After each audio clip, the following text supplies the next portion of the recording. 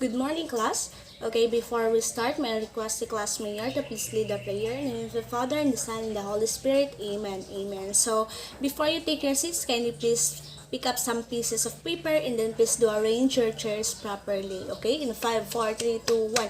Very good. Once again, good morning, class. Again, good morning, class. Okay, that's the spirit that I love to hear. So by the way, my name is Teacher Janeline and I'm gonna be your teacher for today. So in my classroom, I want you to remember my 4 classroom rules. So first is respect one another. Second, listen to instructions. Third, engage and participate. And lastly, learn and enjoy. So I want these classroom rules to be followed during the whole duration of my class. Is that okay? Okay, very good. So may I ask if who is absent for today? Okay, there is none. Miss Secretary, kindly please take notes the attendance and then please do pass it after my class, okay? Alright, thank you, Miss Secretary. So who among you here can still remember our previous lesson? Yes, Sarah? Okay, very good. Our previous lesson is all about the parts of speech. So today, as a sort of review, we will going to play a game called Guess the Part of Speech. So all you have to do is to guess the part of speech by choosing the letter of the correct answer. So, let us now start with the game. Let's have number 1. I want Vidal to answer. So it is the name of a person, place, or thing, or idea. So what could it be? Yes, very good. It is a noun. Next, let's have Montes. It is a word used to place of a noun. What is this? Yes, very good. It is a pronoun. Number 3, let's have Abigail. It expresses action or being. What it is? Yes, very good. It is a verb. For number 4, let's have Madel. So, it modifies or describes a noun or a pronoun. So, what could it be? Yes, very good. It is adjective. Next, number 5, let's have Jenny P. It modifies or describes a verb, an adjective, or another adverb. So, what could it be? Yes, very good. It is an adverb. Number 6, let's have Marvin. It is a word placed before a noun or pronoun to form a phrase, modifying another word in a sentence. What could it be? Yes, very good. It is preposition. Number 7, let's have John Boy. It joins words, phrases, or clauses. Yes, very good. It is conjunction. Lastly, let's have K. So it is a word used to express emotion. What could it be? Yes, very good. It is interjections. I guess you really have understood our previous topic since you answered all the activities. So do you have any questions, clarifications, or additions regarding to our previous lesson before we will proceed? Okay, there is none. So because of that, we will going to play another game. So at this time, you will going to play a game called Check That Meaning in the Context. So all you have to do is to answer the following questions and then choose the letter of the correct answer. Okay, so let us now begin. At this time, I will going to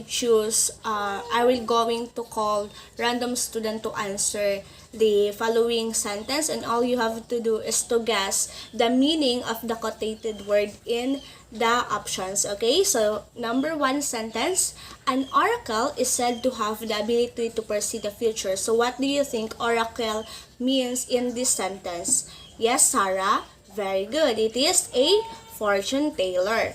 Next, people who are despicable should not be avoided. Instead, they should be loved. So what do you think despicable means in this sentence?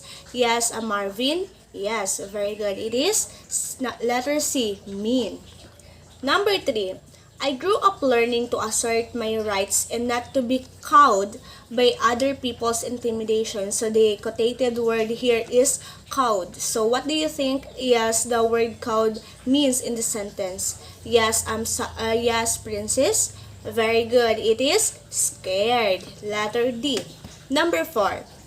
Governments in some part of the world set their focus on the doldrums of the environmental degradation. instead of the threats of the present pandemic. So what do you think is the word doldrums means in the sentence? Yes, Princess? Okay, very good. It is despair.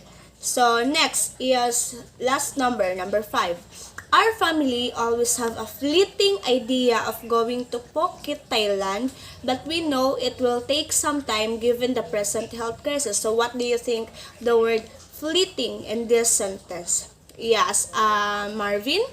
Okay, very good. It is a sudden.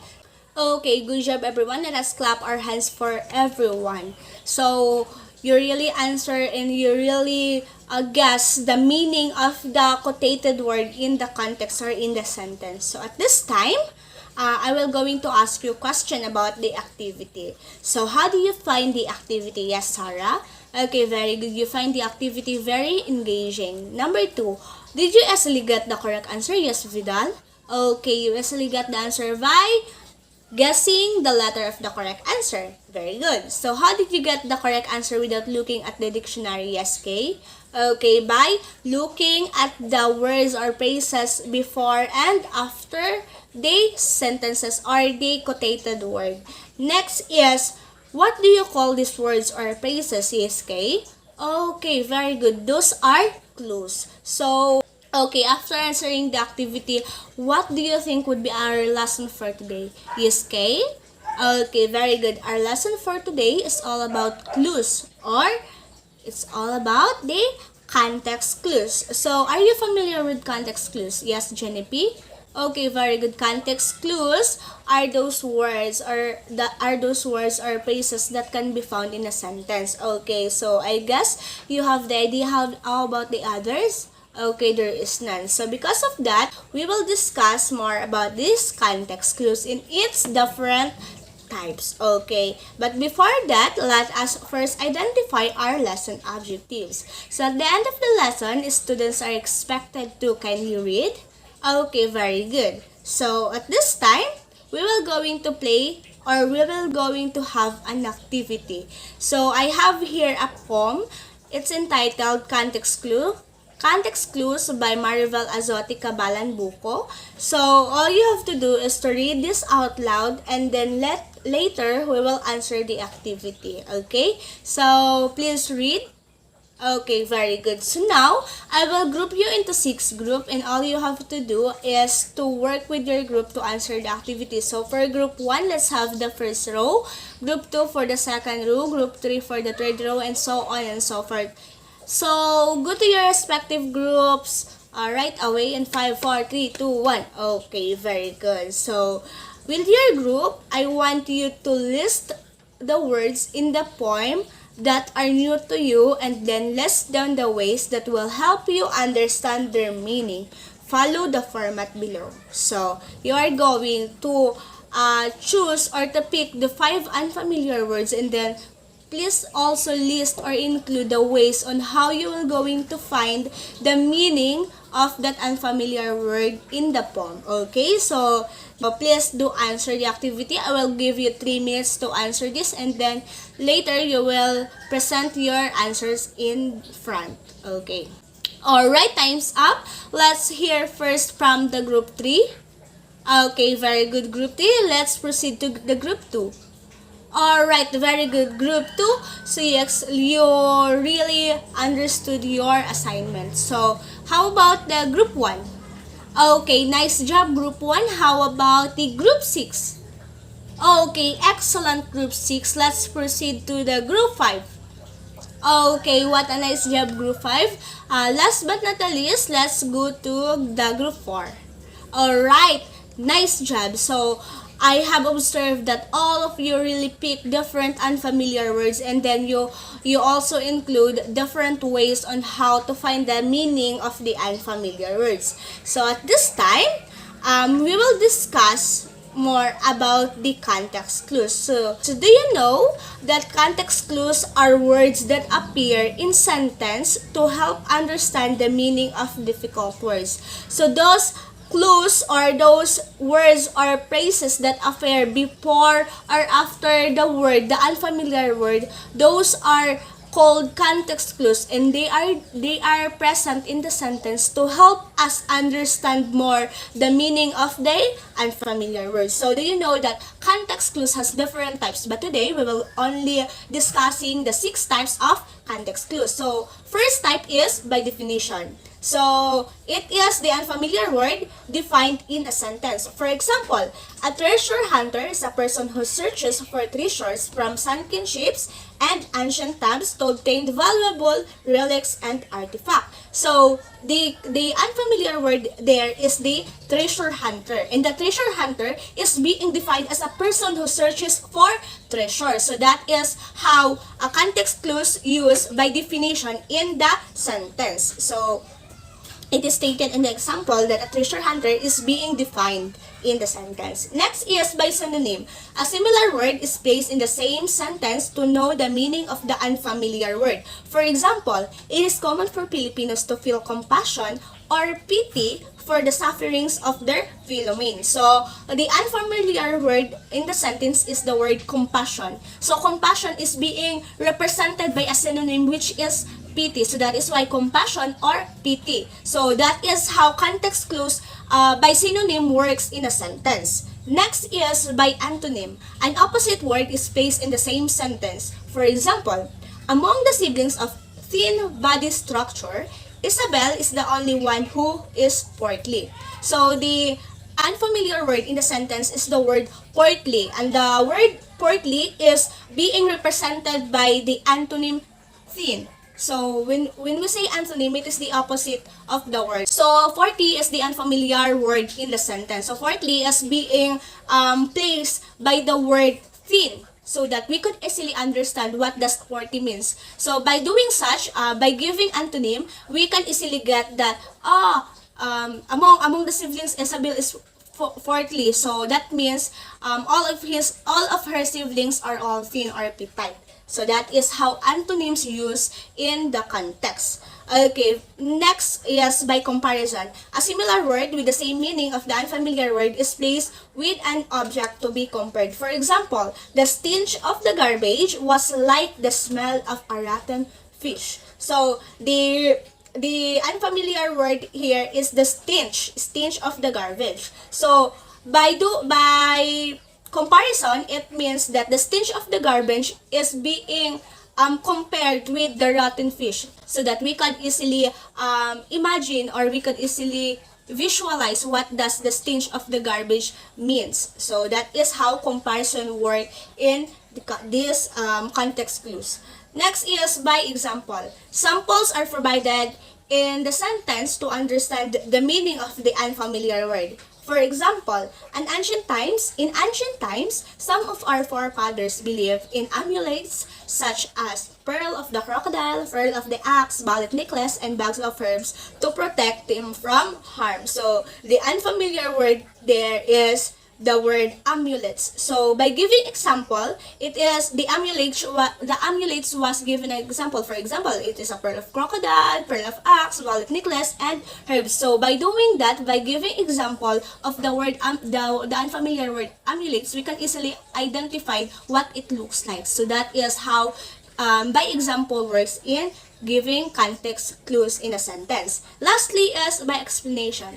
A description is given to understand the meaning of the unfamiliar word. For example, Matthew had few infractions of the house rules that he should have done as part of his responsibilities. So, the unfamiliar word here is the infraction. So, infractions is being explained. So, what is infraction? It is house rules that he should have done. So, that is how, by explanations, in context clues work in a sentence. So, the unfamiliar word is being explained in a sentence. Okay, so now, let's have an activity.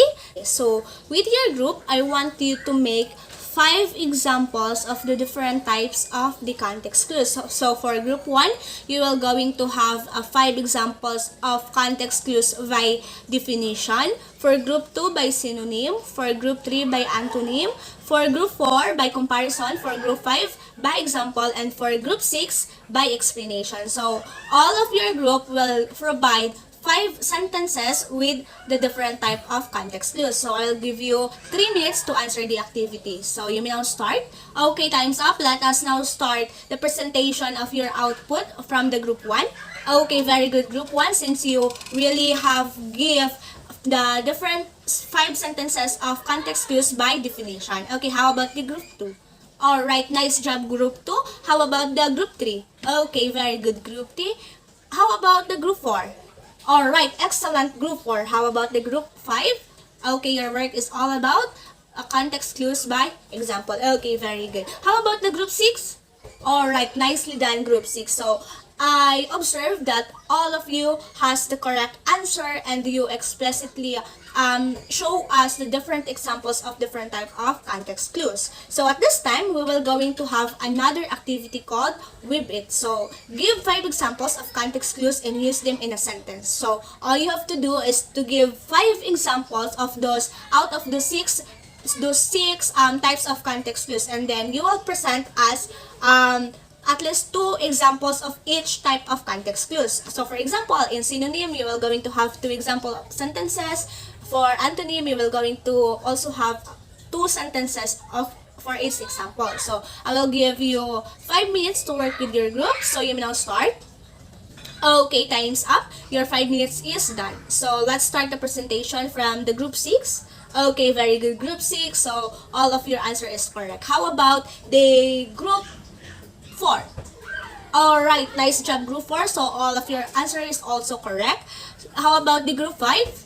Alright, very good group 5. So all of your answer are also correct. So now let's have the group 3. Okay, very good group 3. How about the group 2? Alright, nice job group 2. How about the last group, the group 1? Okay, let's give applause for everyone for doing such a great job and for giving us the correct examples. Okay, at this time, with your group, I want you to present first for the group 1, adjacent. So you are going to present adjacent about the different types of context clues. So please be guided with the following rubrics below. For group 2, speech theater. So we will going to present with your group about the importance of context clues in language acquisition. So please be guided with the rubrics here. For the group 3, you will going to have an advertisement, or you will going to present an advertisement. Please be guided also with the rubrics here. For the group 4, you will going to have a broadcasting. So you are going to present a broadcasting about the different ways of using different types of context clues. So please be guided with the rubrics here. For the group 5, present a talk show with your group which explains the use of context clues. So please be guided with the rubrics here. And for the group 6, choose a rap music and then blend it to the poem context clues. So the poem context clues that we discussed a while ago will be the content of your rap. So please be guided with the rubrics here. Okay, so I will give you 5 minutes to work with your group. Okay, time's up. Let us now see the presentation from the group 1. Okay, very good group 1. How about the group 2? Okay, excellent job group 2. How about the group 3? Alright, what a nice job group 3. How about the group 4? Okay, excellent group 4. How about the group 5? Okay, very good group 5. And lastly, how about the group 6? Oh, wow, very good. I am very amazed by your presentation, class. So now, you will have to answer the exit slip. So, instruction based from our topic today, fill out the KWL chart below. So, the K stands for what I know, the W stands for what I want to know, and for L is what I have learned. You are going to answer this in one whole sheet of paper and then please pass it after 5 minutes, okay? So your time start now. Okay, time's up. Kindly pass the papers in front and 5, 4, 3, 2, 1. Okay, very good. Okay, for the last part, all you have to do is to answer the task 1 and task 2. So for task 1, choose a letter of the correct answer, and for task 2, write a paragraph using one or more type of context clues. So please get to your phone and then use the link here or use the code here, and then you will going to answer the activity within 5 minutes. So after that, we will proceed to our next activity. Okay, so your time start now. Okay, time's up. So at this time, I will going to give you your assignment. So create a scrapbook showing the different types of context clues and give 5 examples each. So all you have to do is to create a scrapbook showing the different types of context clues and then give at least 5 examples each. So are we clear? Okay, so your scrapbook must be passed tomorrow, okay? So are we clear with that? Alright, very good. Okay, so for your scrapbook, please follow the rubrics here, okay? Alright, so I think that's the end of our class today. So do you have any questions, clarifications regarding to our activity or to your assignment? Okay, there is none. How about to the lesson? Do you have questions? Okay, so do you understand? Alright, very good. So that's the end of our class. So I hope to see you next class. Goodbye.